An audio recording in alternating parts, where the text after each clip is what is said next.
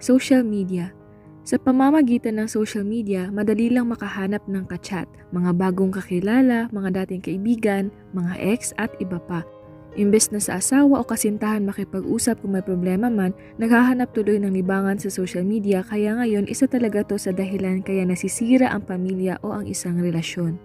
Dapat gamitin ang social media sa maayos na paraan at iwasan ang kahit anong klaseng private chat na hindi related sa trabaho mo.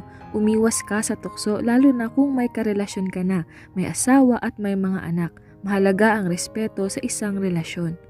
Mas maraming oras sa barkada. Kung may pamilya ka na, dapat sila ang first priority mo. Dapat mas mahalaga sila kaysa sa barkada.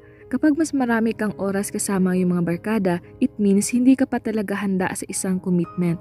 Kapag nag-aaway kayo ng karelasyon mo, malakas ang loob mong umalis kasi may barkada kang pupuntahan at posible ka pang makakita ng bagong kakilala na magkaka-interes ka at ito na ang magiging dahilan ng inyong hiwalayan.